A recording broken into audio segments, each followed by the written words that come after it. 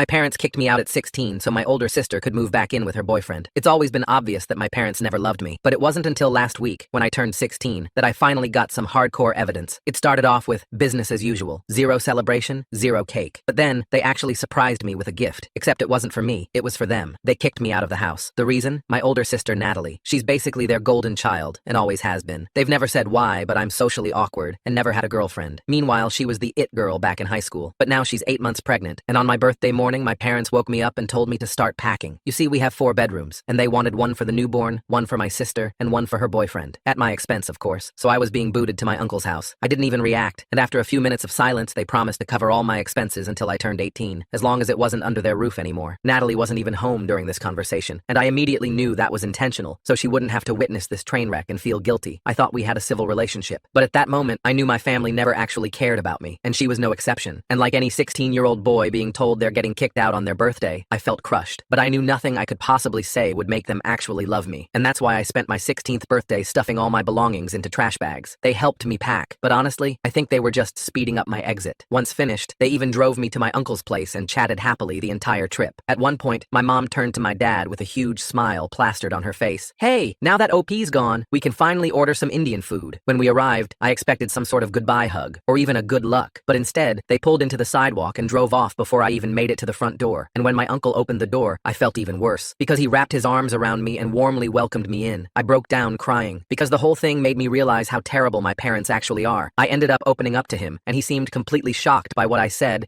and asked me to repeat everything. So I recounted the morning's events, and his friendly smile instantly transformed into an angry scowl. Without saying anything, he grabbed his phone, mentioned needing to make a call, and disappeared into another room. Suddenly, my uncle's voice erupted through the walls. This was completely out of character since he rarely raises his voice at anyone. He's generally super chill and soft-spoken. I immediately knew someone had seriously pissed him off for him to react this intensely. When he returned, his face was bright red with anger, and I discovered my parents were the source of his fury. Turns out, my dad, his brother, had told him that I'd actually proposed this living arrangement myself, and I was totally cool with moving out of my childhood home to live with him instead. This explained why my uncle had agreed to take me in, since he thought it was my idea. After that call, he grabbed me a pint of Ben & Jerry's ice cream. He told me he was sorry for not doing something sooner. He said my parents are the adults in the situation, and my safety and happiness should have always been their priority. I felt myself choke up and sniffle to hold back tears when he said that. They were the words I've been longing to hear ever since I was 6, and my parents told me I was worthless for the first time. But his reassurance wasn't enough for me. My parents had literally chosen to give their guest room to Natalie's boyfriend, who's like 24, with a steady job and an apartment lease. So I decided to expose my parents online and let the internet deal with them. I wasn't sure if my uncle would approve, so I waited until he went for his afternoon nap and posted what had happened without hesitation. I included everything: the favoritism, the insults, and of course, the borderline abandonment. By the time I hit post, tears were streaming down my face. I immediately turned my phone off because I was terrified of the consequences. And when I turned on my phone an hour later, I finally learned why people always say, "Be careful what you post online," because it went viral, but to all the wrong people. The post had been seen by tons of relatives, and my inbox was flooded with messages from my parents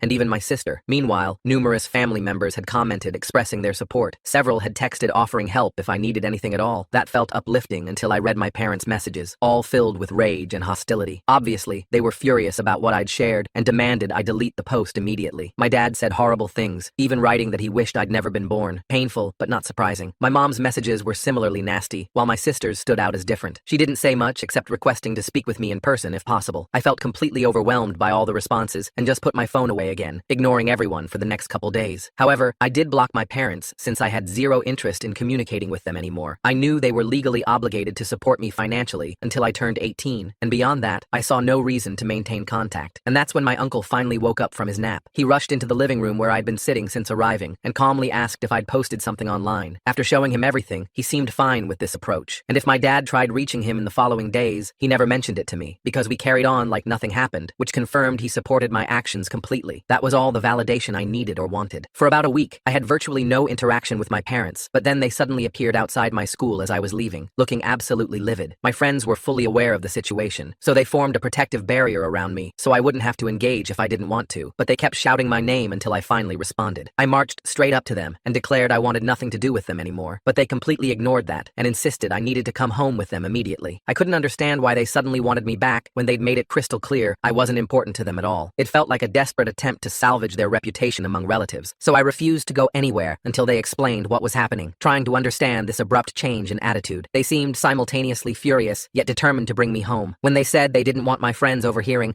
I told my buddies to step back so we could talk privately. Once my friends were out of earshot, they revealed they needed me back because I wasn't responding to their calls or texts, and they had to reconcile with me to secure their inheritance. After my post went viral in our family, my grandparents had discovered everything. My dad's parents are seriously wealthy, and they threatened him that continuing to treat me this way would cost him his inheritance. They'd stated that unless my parents reconciled with me, treated me better, and ensured I felt loved and cared for, whatever my father was supposed to inherit would go to my uncle instead, since he was taking care of me without obligation. My dad couldn't afford losing this inheritance. We're talking serious money here. My parents earn decent combined incomes themselves, but honestly, in their position, I'd probably want that inheritance too. The difference is, I would have had enough sense not to make it seem like they were doing me a favor by taking me back, because this wasn't about me at all, just their own financial interests. Even then, they lacked the basic intelligence to at least pretend they genuinely wanted me home. So I told them I couldn't care less about their inheritance, and walked away without listening to another word, ignoring their shouts as I left. I caught the bus back to my uncle's place and described the school confrontation, which annoyed him too. To prevent future incidents, he's contacted his attorney about changing my custody arrangement. Legally, my parents still have rights over me, and that needs changing if I'm going to permanently live with my uncle. I also called my grandparents to thank them for intervening, but explained I genuinely didn't want to return to my parents, because after just a few days with my uncle, I finally felt free for the first time. Living with my parents had been suffocating, and despite constantly hoping things would improve, they never did. My grandparents live in a different state, so we rarely meet, but during family gatherings and holidays, my parents always behaved perfectly, so my grandparents never witnessed how I was treated at home. It wasn't outright cruelty, but constant indifference and dismissal. Everything appeared normal superficially, but anyone spending a few days with us would notice how they basically pretended I didn't exist, while focusing entirely on my sister. After her pregnancy, it worsened dramatically, and I became completely invisible. I explained all this to my grandparents, who assured me that if living with my uncle was what I wanted, they'd make it happen. If my parents surrendered their rights, my grandparents would ensure all my needs were covered. I felt optimistic after that conversation because things were finally improving, but that didn't last long when I received an email from my dad several hours later. It wasn't hateful or cruel, just disappointingly manipulative. He claimed I shouldn't have publicly posted about the situation when my grandparents would have heard about it anyway through my uncle. Now, beyond my grandparents' anger, they faced massive backlash from relatives and social isolation, which he considered unfair. He mentioned some colleagues discovered the post since it appeared in their feeds when he was tagged. This created problems at his workplace, and according to him, my actions caused unnecessary drama in their lives. So AIT for posting about how my parents forced me out on my 16th birthday to give my pregnant sister's baby my bedroom. Update 1. Before sharing what happened next, thank you everyone for taking time to comment on my post. Your supportive words mean everything to me right now. Addressing questions about why I hadn't left before and waited for them to kick me out, especially with my grandparents and uncle willing to help. The truth is, I wasn't treated with outright cruelty. Like I mentioned earlier, I wasn't actively abused, just consistently ignored and treated as unwanted. That's definitely a form of mistreatment, but in my mind, I was grateful I wasn't being physically hurt or verbally attacked. I had shelter and food, so I convinced myself I was fine and didn't need to feel loved or valued. I'd normalized the neglect so completely that I didn't even recognize it as abnormal anymore. As for why I never reached out to extended family for help, I honestly didn't want to burden anyone. I constantly worried about what would happen if they refused, and my parents discovered I'd asked. That would have made my home situation way worse, since my folks are obsessed with appearances. That's why I kept everything bottled up and suffered quietly. My uncle never offered to take me in because he didn't want to offend my parents, plus he wasn't sure I'd even want to live with him. So while this didn't happen earlier, the way things unfolded organically probably worked out better in the end. It came late, but hey, better late than never, right? He's currently working with a lawyer to transfer custody rights to him, which is going to be a massive battle now that inheritance money is involved. But even if this goes to court, my grandparents and uncle have promised to back me completely. My uncle's been super apologetic since I arrived because he's finally realized how neglected I was at home and feels terrible for never addressing it because he thought it wasn't his place to interfere. At least everything's out in the open now with my family, and I'm feeling more hopeful about my future. Now, about my sister Natalie. In my original post, I mentioned she texted asking to meet in person, but I ignored her message because I didn't know how to respond. She'd never been directly cruel to me. She just adopted our parents' distant behavior. Throughout my life, she remained aloof, but on the rare occasions we did interact, she was generally pleasant. I assumed the whole kick me out for her boyfriend and baby plan was her idea, which felt like she was finally showing her true colors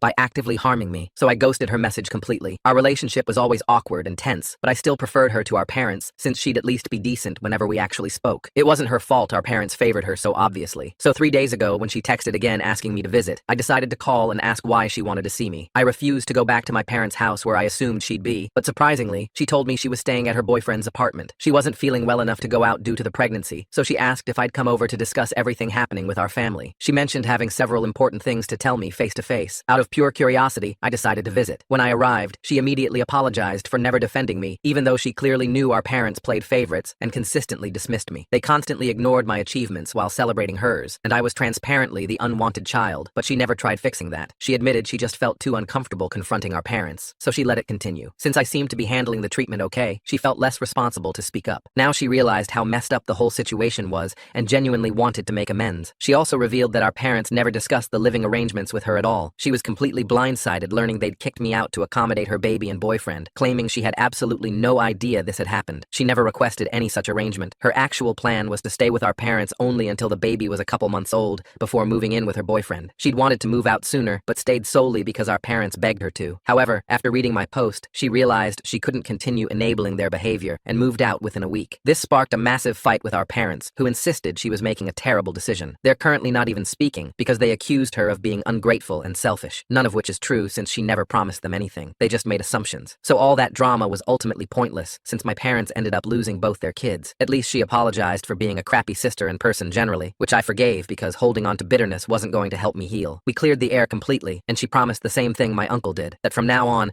she'd always have my back no matter what. It's been just under a week since my original post, and I've heard nothing from my parents since that email, so I'm guessing they've finally given up trying to get me back. I'm pretty sure my grandparents intervened since they called midweek to assure me my parents wouldn't bother me at school or send more emails. I hadn't even mentioned Dad's email to them, so clearly there must have been some conversation between my parents and grandparents behind the scenes. I don't know exactly what was discussed, but it seems my parents have finally accepted defeat. Update 2. Only 3 days since my last update, and today my uncle announced my parents have agreed to surrender their parental rights. The paperwork should be completed soon, and he'll officially take over legal custody. I'm experiencing seriously mixed emotions right now. On one hand, I'm thrilled to finally have a home where I don't constantly feel unwanted and irrelevant, but I'm also feeling strangely empty and melancholic about certain aspects. It feels surreal that this is actually happening, but ultimately, this is the right path forward. This is exactly what I needed. Update 3. Hey everyone. A couple weeks have passed since my uncle officially became my legal guardian. Major win. I also discovered my parents only relinquished custody because after I told my grandparents I refused to return home, they presented my parents with an ultimatum: lose their entire inheritance, or keep 50% of what they were originally going to receive, but give up custody, and promise never to contact me again without my permission. Guess which option my parents chose? LMAO. Not surprised whatsoever, and honestly, I couldn't care less because it just confirms I dodged a major bullet. Good riddance. I'm still regularly talking with my sister though. My parents are desperately trying to reconcile with her before her due date, but she's demanding personal space right now, and has told them to stop hounding her daily. At this point, I can't help but laugh at the absolute dumpster fire they've created for our family, but whatever. I'm happy living with my uncle, and that's all that matters to me now.